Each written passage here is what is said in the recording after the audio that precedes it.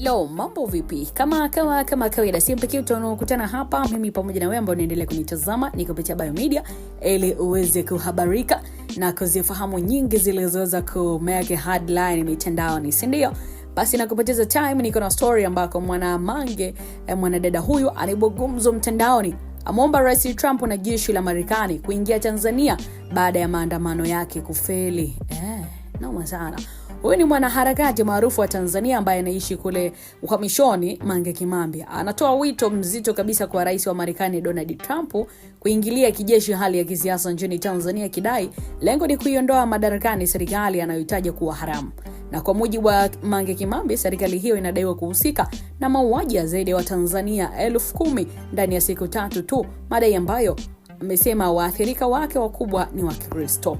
Wito huo umetolewa kupitia chapisho lake kwenye mtandao wa kijamii wa X, zamani kama Twitter, muda mfupi baada ya Rais Trump kuripotiwa kuidhinisha operesheni ya kijeshi ya Marekani dhidi ya kundi la wanamgambo wa Islamic State ISIS kaskazini magharibi mwa Nigeria mnamo Disemba 25, 2025. Katika chapisho hilo, Mange Kimambi ameeleza kuwa hatua ya Marekani kuingilia Nigeria inapaswa pia kuzingatiwa kwa Tanzania kutokana na kile anachokitaja kuwa ni ukiukwaji mkubwa wa haki za binadamu. Na kwa mujibu wa Mange Kimambi, endapo Marekani itaingilia kati, Tanzania ingeweza kuanzisha serikali ya mpito, kuandika katiba mpya na hatimaye kufanya uchaguzi mpya unaoelezwa kuwa huru na wa haki. Lakini pia ameeleza kuwa hatua hiyo ingerejesha matumaini ya demokrasia na haki kwa Tanzania wanaodaiwa kunyimwa fursa ya kushiriki kikamilifu katika mchakato wa kisiasa.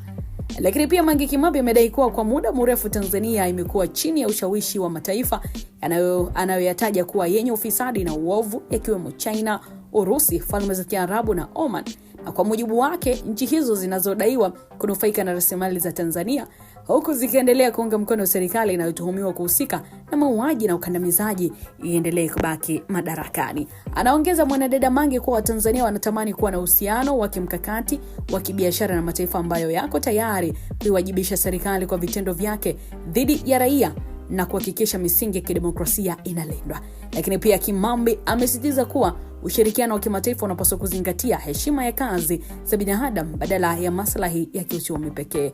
Katika maelezo yake, Mange Kimambi pia amedai kuwa wananchi hawawezi kushiriki uchaguzi kwa uhuru kwa sababu kwa mtazamo wake chaguzi zimejaa udanganyifu. Ameeleza pia kuwa maandamano ya kupinga hali hiyo hukumbwa na ukandamizaji mkubwa, ikiwemo kufungwa kwa huduma za mtandao na matumizi ya siasa dhidi ya waandamanaji. Lakini pia amedai matukio kama hayo yalitokea kati ya Oktoba 29, 2025 pamoja na Novemba 1, 2025. Mange Kimambi amekosoa pia taasisi za kikanda na bara la Afrika ikiwemo Umoja wa Afrika AU pamoja na SADC, akidai kuwa hazijachukua hatua yoyote licha ya madai ya vifo vya maelfu ya watu kuripotiwa. Kwa mtazamo wake, Marekani na Umoja wa Ulaya ndizo zimebaki kuwa tumaini la mwisho kwa Tanzania, akionya kuwa kutokuwepo kwa msaada kunaweza kuisukuma nchi hiyo katika hali ya machafuko kama ilivyo kwa Jamhuri ya Kidemokrasia ya Kongo ambapo makundi ya waasi yameibuka. Amehitimisha kwa kumuomba na kuwaomba watu kuwasilisha kwa Rais Trump picha na video zilizochapishwa kwenye ukurasa wake wa X, akiamini kuwa ushahidi huo unaweza kumshawishi kuchukua hatua. Hata hivyo, ni muhimu kubainisha kuwa madai ya mauaji ya zaidi ya Watanzania 10,000, wengi wao Wakristo, yatathibitishwa na vyanzo huru, huku ripoti za kimataifa kutoka taasisi kama Umoja wa Mataifa, Amnesty International na Human Rights Watch zikieleza kuwa mamia au maelfu ya watu walifariki katika vurugu za baada ya uchaguzi wa Oktoba 2025. Mtazamaji, katika habari za kisiasa, hayo ndio ambayo yameweza kujiri. Maendeleo yake na update mbalimbali tutaendelea kukusogezea kwa wakati mwingine. Endelea kutazama na kufuatilia Biomedia. Mpaka next time.